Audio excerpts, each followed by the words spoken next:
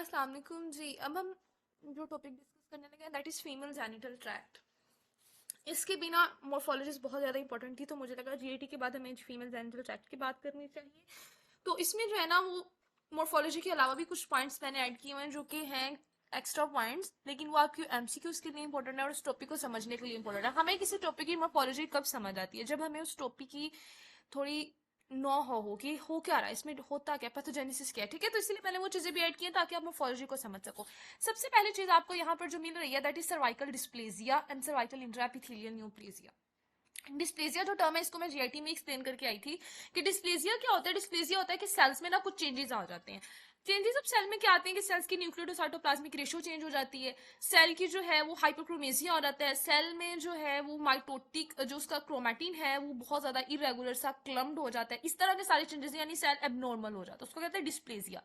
वही डिस्प्लेजिया जो पहले हमने देखा था कि इसोफिगस में हो रहा था, वही डिस्प्लेजिया अगर सर्विक्स में होना शुरू हो रहा है तो उसको हम कहते हैं सर्वाइकल डिस्प्लेजिया। ठीक है।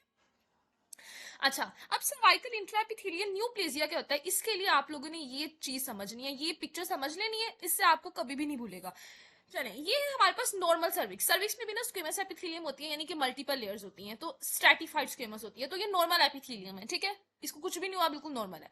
फिर आहिस्ता आहिस्ता क्या हुआ, डिस्प्लेजिया शुरू हुआ। अब डिस्प्लेजिया क्या है हमें पता है क्या है, सेल अब नॉर्मल होते जा रहे हैं। अब पहले डिस्प्लेजिया जो था वो माइल्ड सा था, सिर्फ यहां तक था, मतलब इतना ऊपर नहीं जा रहा, सिर्फ थोड़ा सा आप समझ लें कि 1/3 पोर्शन पे है सर्विक्स के, माइल्ड सा डिस्प्लेजिया। फिर आहिस्ता आहिस्ता डिस्प्लेजिया ज्यादा हो रहा है, तो ये हाफ तक आ गया या इससे भी ऊपर चला जाएगा, मतलब यहाँ 2/3 तक आ गया है, लेकिन पूरी पूरी लेयर्स को इन्वॉल्व नहीं करा, सिर्फ यहाँ तक है, उसको कहेंगे मॉडरेट सा डिस्प्लेजिया। फिर डिस्प्लेजिया सवेर हो गया और ये तकरीबन क्या कर रहा है कि आपकी जो है 2/3 से भी ज्यादा सर्विक्स को इसने इन्वॉल्व कर लिया, तो वो हमारे पास हो जाएगा सर्विक्स डिस्प्लेजिया। ठीक है, और अगर डिस्प्लेजिया ये होगा कि फुल थिकनेस, इसमें हमने वर्ड यूज करना है कि फुल थिकनेस को इन्वॉल्व कर लिया है सर्विक्स के, लेकिन एक चीज बहुत इंपॉर्टेंट है कि बेसमेंट मेम्ब्रेन जो है वो इंटैक्ट है, बेसमेंट मेम्ब्रेन को इन्वेड नहीं किया, तो वो होता है कार्सिनोमा इन सिटू। ठीक है, कार्सिनोमा बनना शुरू हो गया, बिकॉज सारे सेल तो डिस्प्लास्टिक है, तो कार्सिनोमा तो शुरू हो गया, लेकिन अभी तक वो इन सिटू है, यानी कि उसने बेसमेंट मेम्ब्रेन को इन्वेड नहीं किया। और अगर यही आपका कार्सिनोमा क्या करे, आपकी सर्विक्स की बेसमेंट मेम्ब्रेन को भी इन्वेड करे और सेल्स बाहर आना शुरू हो जाए, तो स्ट्रोमा में आना शुरू हो जाए, तो उसको हम कहते हैं इन्वेसिव कार्सिनोमा। ठीक है, तो ये सारा आपने चीजें याद रखनी है कि नॉर्मल सर्विक्स थे, then mild dysplasia, moderate, severe carcinoma in situ और इन्वेसिव कार्सिनोमा। अब ये जो चीजें है ना, ये स्टेजेस, ये सारा पेपर में एमसीक्यू आता है। अब मैं आपको वो बताने लगी हूँ क्या होता है हमारे पास कि इसको माइल्ड डिस्प्लेजिया हम ना दो तरह से इनकी डिवीजन करते हैं। एक को हम कहते हैं सर्वाइकल इंट्राएपिथेलियल न्यूप्लेजिया SCIN, और दूसरा होता है लो ग्रेड हाई ग्रेड वाला। अच्छा, ये जो सर्वाइकल इंट्राएपिथेलियल न्यूप्लेजिया है ना, इसके तीन हम बना लेते हैं stages, stage 1, stage 2, stage 3। First stage में हम क्या कहते हैं कि माइल्ड डिस्प्लेजिया वाली जो स्टेज है ना, वो सर्वाइकल इंट्राएपिथेलियल न्यूप्लेजिया 1 है। मॉडरेट डिस्प्लेजिया वाली सर्वाइकल इंट्राएपिथेलियल न्यूप्लेजिया 2 है, इतना हमें समझ आ रहा है। अब हम ये कहते हैं कि स्वेयर डिस्प्लेजिया वाली है सर्वाइकल इंट्राएपिथेलियल न्यूप्लेजिया स्टेज 3। मतलब कुछ मुश्किल नहीं था, हमने स्टेजेस बनाई, हमने कहा सर्वाइकल इंट्राएपिथेलियल न्यूप्लेजिया किसको कहते हैं, ये इसकी डेफिनेशन क्या है मैं आपको ऊपर दिखाती हूँ, लेकिन इसकी डेफिनेशन सिंपली ये है कि अगर डिस्प्लेजिया वाले सेल्स आना शुरू हो जाए ना सर्विक्स में, उसको कहते हैं सर्वाइकल इंट्राएपिथेलियल न्यूप्लेजिया। उसके फर्दर स्टेजेस थी, अगर माइल्ड डिस्प्लेजिया है तो स्टेज 1, मॉडरेट है तो स्टेज 2, अगर स्वेयर है तो स्टेज 3, और कार्सिनोमा इन सिटू भी जो है वो स्टेज 3 में ही आता है। तो स्वेयर डिस्प्लेजिया और कार्सिनोमा इन सिटू दोनों ही स्टेज 3 में आएंगे। ठीक है, तो ये तीन इसके स्टेजेस हो गई, और इन्वेसिव कार्सिनोमा तो इसमें नहीं आएगा ना, वो तो फिर कार्सिनोमा इन्वेसिव हो गया, और ये सिर्फ था carcinoma intraepithelial, sorry cervical intraepithelial, तो ये इंट्राएपिथेलियल तो नहीं रहा ना, ये तो इन्वेसिव हो गया, तो इसलिए ये इसके स्टेजिंग में नहीं आता। उसके बाद जो नीचे वाली स्टेजिंग है वो क्या कह रही है, वो कह रही है कि जो लो ग्रेड है ना वो सिर्फ 1 है। उसने कहा कि लो ग्रेड सिर्फ 1 है, बाकी आप चाहे मॉडरेट की बात करें, चाहे स्वेयर की बात करें, चाहे इन सिटू की, तीनों ही हाई ग्रेड है। उसने कहा कि मैं तीनों को लाइट नहीं लेता, तीनों ही हाई ग्रेड है, तो उसको मैंने HS हाई ग्रेड कह देना है, और ये जो है ये लो है, तो ये दूसरी डिवीजन। ये आपका SCQ पेपर में आपसे पूछते हैं कि सर्वाइकल इंट्राएपिथेलियल न्यूप्लेजिया के हमें सारी स्टेजेस बताएं, तो आपने थोड़ा बहुत ऐसे ड्रॉ कर देना है, नीचे आपने ऐसे ही मेंशन कर देना mild, moderate, severe, carcinoma in Situ, नीचे आपने ऐसे ही क्लासेस लिख देनी है, स्टेजेस लिख देनी है। ठीक है, अब जरा मेरे साथ आए, हम देखते हैं इसकी डेफिनेशन। तो सर्वाइकल इंट्राएपिथेलियल न्यूप्लेजिया की क्या डेफिनेशन है, हिस्टोपैथोलॉजिकल डिस्क्रिप्शन है। इसमें क्या होता है, a part or full thickness of stratified squamous epithelium is replaced by cells, या आप कह सकते हो replaced by dysplastic cells, या replaced by cells showing varying degrees of dysplasia। कुछ मुश्किल नहीं है, सिंपली सर्वाइकल इंट्राएपिथेलियल न्यूप्लेजिया क्या है कि आपकी जो सर्विक्स है ना उसमें डिस्प्लास्टिक सेल्स आ गए, अब वो थोड़े से पार्ट में आएंगे तब भी हम उसको सर्वाइकल इंट्राएपिथेलियल न्यूप्लेजिया कहेंगे, वो अलग बात है, वो स्टेज 1 होगी। अगर वो फुल थिकनेस पे आएंगे तो स्टेज 3 होगी। ठीक है, तब भी कहेंगे उसको सर्वाइकल इंट्राएपिथेलियल न्यूप्लेजिया। ठीक है, लेकिन बेसमेंट मेम्ब्रेन जब तक इंटैक्ट है तब तक वो सर्वाइकल इंट्राएपिथेलियल न्यूप्लेजिया, जैसे ही बेसमेंट मेम्ब्रेन को इन्वेट कर लिया फिर वो इन्वेसिव कार्सिनोमा बन जाएगा। ठीक है, तो ये हमारे पास कॉन्सेप्ट हमारा क्लियर हो गया। अब सर्वाइकल इंट्राएपिथेलियल न्यूप्लेजिया की हिस्टोलॉजी यानी कि मोर्फोलॉजी देख लेते हैं। अब हमें मोर्फोलॉजी समझ भी आएगी क्योंकि हमें समझ आ गई है ना कि क्या किस तरह से हमने उसकी ग्रेडिंग की है। अच्छा, तो इसमें क्या लिखते हैं कि न्यूक्लियर एटिपिया एंड साइटोप्लाज्मिक हैलोस, ये चीज इंपॉर्टेंट थी, इसको मैं आपको पहले बताती हूँ। होता ये है कि जो सेल्स है ना उनमें ये चेंजेस आते हैं कि डिस्प्लेजिया में सर्विक्स के सेल्स में क्या चेंजेस आते हैं, इसका न्यूक्लियस में सबसे पहले तो चेंजेस आएंगे कि न्यूक्लियर थोड़ा इनलार्ज हो जाएगा, हाइपोक्रोमेसिया हो जाएगा, ग्रैन्यूल्स जो भी चेंजेस होते हैं। लेकिन इसके ना साइटोप्लाज्म में भी चेंजेस आते हैं, इसके साइटोप्लाज्म में चेंजेस आते हैं उसमें हैलोज हमें नजर आना शुरू हो जाते हैं साइटोप्लाज्म में। तो इन दोनों चेंजेस को मिला के हम कहते हैं क्वाइलोसिटिक एटिपिया, यानी सर्विक्स में ये जो डिस्प्लेजिया हो रहा है ना, इसके डिस्प्लेजिया में क्या हो रहा है कि जो इसके सेल्स है साइटोप्लाज्म हेलो होता जाएगा और न्यूक्लियस में वो सारे चेंजेस आएंगे कि हाइपोक्रोमेसिया और इरेगुलर सा क्रोमैटिन। तो इन दोनों चेंजेस को मिला के साइटोप्लाज्मिक हेलो और न्यूक्लियर चेंजेस को मिला के हम कहते हैं कि दिस इज क्वाइलोसिटिक चेंजेस। तो आपने इसकी मोर्फोलॉजी में सिंपली लिख देना कि क्वाइलोसिटिक चेंजेस, फिर आपने एक्सप्लेन कर देना कि क्वाइलोसिटिक में दो चीजें आती हैं, न्यूक्लियर अल्ट्रेशंस, फिर अल्ट्रेशंस बता देनी है कि ये वाली अल्ट्रेशंस, और साथ लिख देना पेरी न्यूक्लियर हेलोस यानी जो साइटोप्लाज्म में हेलोस बनते हैं। तो सिर्फ आपने ये चीज लिखनी है कि क्वाइलोसिटिक एटिपिया होता है सर्वाइकल इंट्राएपिथेलियल न्यूप्लेजिया में। ठीक है, उसके बाद ग्रेडिंग मैंने बता दी, तो आपने लो ग्रेड हाई ग्रेड बता देना कि लो ग्रेड सिर्फ तब है जब 1/3 तक है, जब माइल्ड डिस्प्लेसिया था, और हाई ग्रेड में फिर आ जाता है 2/3 तक भी, फुल थिकनेस वाला भी और कार्सिनोमा इन सिटू भी, तीनों ही हाई ग्रेड में आ जाते हैं। ठीक है, क्वाइलोसाइट को समझाने के लिए मैंने इसकी एक पिक्चर भी ऐड किया, जरा देखिए। ये सर्विक्स है, ये सर्विक्स में ना क्वाइलोसिटिक चेंज आ चुके हैं यानी डिस्प्लेजिया हो चुका है, सर्वाइकल इंट्राएपिथेलियल न्यूप्लेजिया हो चुका है। तो इस तरह से आपको व्हाइट व्हाइट सा हेलोस नजर आएंगे साइटोप्लाज्म में, और इस तरह से न्यूक्लियस में चेंजेस होंगे। तो इस पूरे को हम कहते हैं क्वाइलोसिटिक चेंज, साइटोप्लाज्म हेलो और न्यूक्लियर अल्ट्रेशन। ठीक है, चलिए जी, सर्वाइकल इंट्राएपिथेलियल न्यूप्लेजिया की हमें समझ आ गई। अब हमने मोर्फोलॉजी देखनी है इन्वेसिव कार्सिनोमा की, कि ये जो आपके पास था ना ये वाला, इसकी मोर्फोलॉजी देखनी है। इतने की मोर्फोलॉजी हम देख चुके हैं, इतने की मोर्फोलॉजी एक जैसी ही है कि क्वालिसिटिक चेंजेस आ रहे हैं। ठीक है, और अब इसकी मोर्फोलॉजी देखनी है इन्वेसिव कार्सिनोमा की। अच्छा, इन्वेसिव कार्सिनोमा की मोर्फोलॉजी हमारे पास क्या है, इसमें ना आपने सिर्फ ये 3 पैटर्न याद रखने हैं कि या तो ये स्क्वेमसल कार्सिनोमा होगा कि जो स्क्वेमस एपिथेलियम है ना सर्विक्स में, तो सिर्फ स्क्वेमस आपको सेल नजर आएंगे कार्सिनोमा में, या ये एडिनो कार्सिनोमा होगा, और या ये एडिनो स्क्वेमस होगा कि स्क्वेमस भी है और एडिनो भी है, दोनों है। ठीक है, तो इन्वेसिव सर्वाइकल कार्सिनोमा पहले तो क्या होता है, मैस होता है। जो भी कैंसर हो उसमें आपने ग्रोथ में लिखना होता है मैस।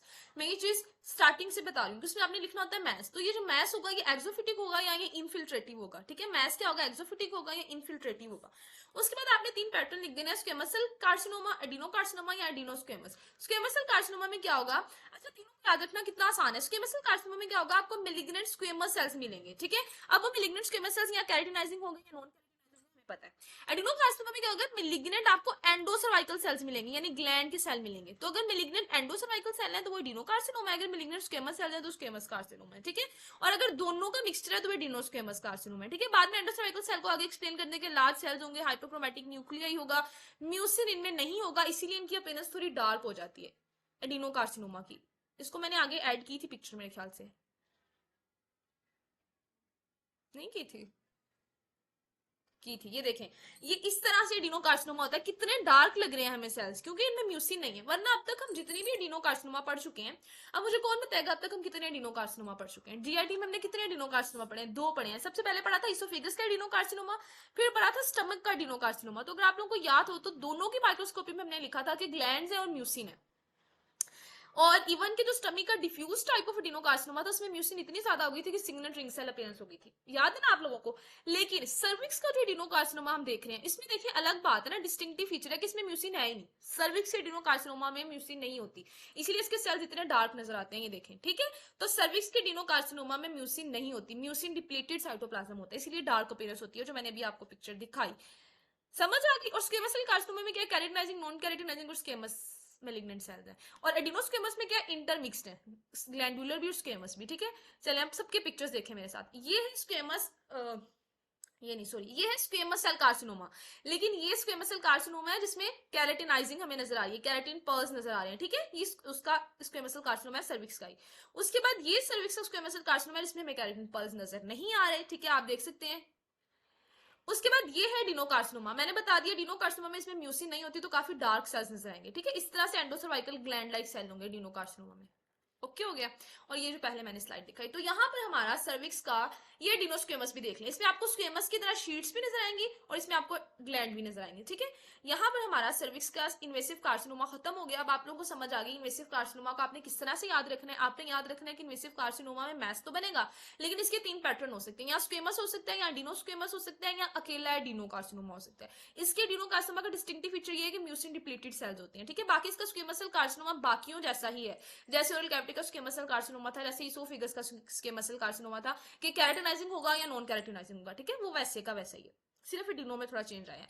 और पैटर्न मैंने आपको पिक्चर्स भी दिखा दी जिसकी वजह से आपको बहुत अच्छे से याद रहेगा, ठीक है। चलिए आगे चलते हैं। आगे हमारे पास क्या है, अच्छा अगेन ये मैंने एक पिक्चर ऐड की थी आप लोगों को समझाने के लिए कि नॉर्मल है तो इस तरह से, या फिर लो ग्रेड डिस्प्लेसिया होगा, फिर हाई ग्रेड डिस्प्लेसिया होगा, फिर इन्वेसिव कार्सिनोमा हो जाएगा, ठीक है। सर्विक्स में आहिस्ता आहिस्ता सर्विक्स में जैसे जैसे डिस्प्लास्टिक सेल्स इंक्रीज करते जाएंगे, कोएलोसिटिक चेंज इंक्रीज करता रहेगा, तो कार्सिनोमा बन जाएगा एट द एंड, ठीक है। अब हमें देखनी है एंडोमेट्रियोसिस। एंडोमेट्रियोसिस क्या होता है? एंडोमेट्रियोसिस के ना सबसे पहले साइट्स याद रखें कि इसकी मोस्ट कॉमन साइट्स क्या है, ये आपका एससीक्यू है पेपर का, ठीक है। एंडोमेट्रियोसिस की सबसे कॉमन, अच्छा इसको कैसे याद रख सकते हैं कि सबसे कॉमन साइट्स क्या हैं? जो एंडोमेट्रियोसिस होता है, एंडोमेट्रियोसिस होता है कि जो यूट्रस है ना, उसकी जो एंडोमेट्रियल वॉल है, अगर उसका टिश्यू एंडोमेट्रियम जैसा टिश्यू आपको बॉडी में कहीं और भी नजर आए, बिल्कुल यूट्रस जैसा टिश्यू है, बिल्कुल यूट्रस के एंडोमेट्रियम जैसा टिश्यू है, उसको कहते हैं एंडोमेट्रियोसिस। कितना आसान है ये कि यूट्रस के अलावा हमें यूट्रस का टिश्यू नजर आए तो हमने उसको कहना है एंडोमेट्रियोसिस, ठीक है। अब उसकी मोस्ट कॉमन साइट्स कौन सी होंगी? आप खुद कॉमन सेंस यूज करें कि जो यूट्रस के पास पास वाली साइट्स हैं वो इसकी एंडोमेट्रियोसिस की मोस्ट कॉमन साइट्स होगी। लाइक यूट्रस के सबसे पास क्या है? फिलोपियन ट्यूब, तो फिलोपियन ट्यूब है इसकी साइड। फिलोपियन ट्यूब किसकी तरफ जा रही है? ओवरी की तरफ, तो ओवरी इसकी मोस्ट कॉमन साइट है। पाउच ऑफ डोगलास इस यूट्रस के पास पड़ा होता है, तो ये इसकी मोस्ट कॉमन साइट्स है। लिगामेंट ऑफ यूट्रस यूट्रस के साथ अटैच होते हैं, तो ये मोस्ट कॉमन। तो सबसे मोस्ट कॉमन साइट्स कौन सी है? यूट्रस के पास पास है, ovary, pouch of Douglas, ligament of uterus, fallopian tube, ठीक है। उसके बाद जो अदर साइट्स है उसमें सारी दूर दूर वाली भी आ जाएंगी। अम्ब्लाइकस में भी नजर आ सकता है, वुल्वा में, पेरिनियम में, इंटेस्टाइन में, लीवर, किडनी, डायफ्राम, कहीं पे भी, ठीक है। तो मोस्ट कॉमन भी याद रखनी है, अदर साइट्स पे भी तो आप कुछ भी लिख सकते हो ना पूरी बॉडी में से, ठीक है।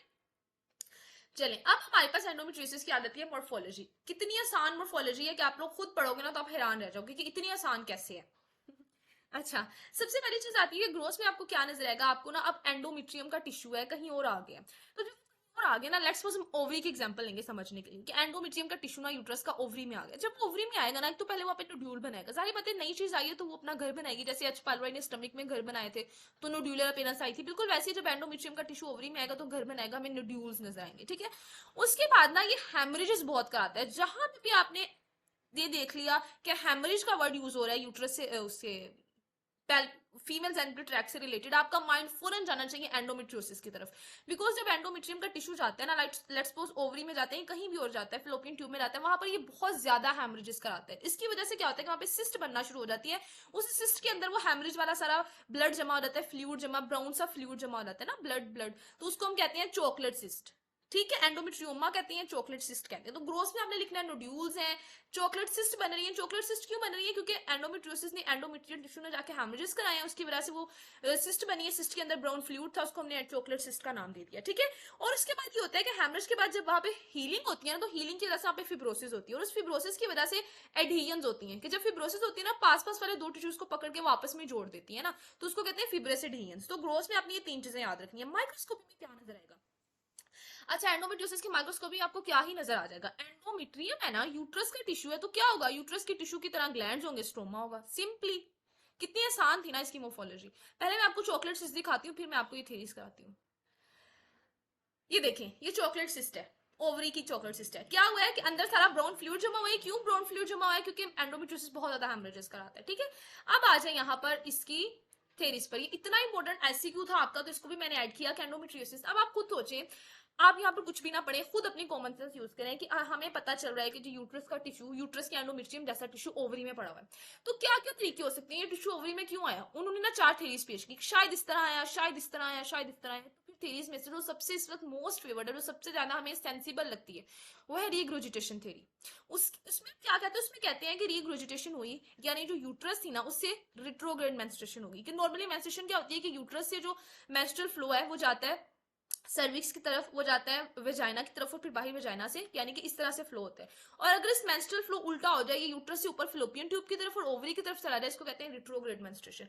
और इस तरह से इस रिट्रोग्रेड मेंस्ट्रुएशन की वजह से, इस उल्टे मेंस्ट्रुअल फ्लो की वजह से एंडोमेट्रियम यानी थोड़ी बहुत जो स्लफ्ड ऑफ हो रही थी ना, एंडोमेट्रियम मेंस्ट्रुएशन में क्या होता है, एंडोमेट्रियम स्लफ्ड ऑफ होती है, तो जो एंडोमेट्रियल का टिश्यू था ये रिग्रोजिटेशन की वजह से, रिवर्स मेंस्ट्रुएशन की वजह से ऊपर फ्लोपियन ट्यूब में ही ओवरी में चला गया। तो ये सबसे फेवर्ड थ्योरी है रिग्रोजिटेशन थ्योरी, ठीक है।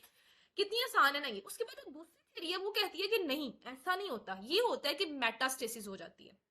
तो मेटास्टेसिस क्या हुआ कि एंडोमेट्रियम का कुछ टिश्यू जो है वो ब्लड के जरिए या लिम्फ के जरिए चला जाता है बॉडी में किसी और टिश्यू तक, लाइक ब्लड के जरिए चला गया ओवरी तक, ब्लड के जरिए चला गया फिलोपियन ट्यूब तक, ब्लड के जरिए चला गया लेट्स सपोज यूट्रस के लिगामेंट तक, मतलब जिस तक भी जाता है ना मेटास्टेसिस के जरिए जाता है ब्लड या वेसल्स तक, और डिस्टेंट साइज तक भी जा सकता है, लाइक लिवर तक चला गया, किडनी तक चला गया, डायाफ्राम तक चला गया। ये है दूसरी थ्योरी।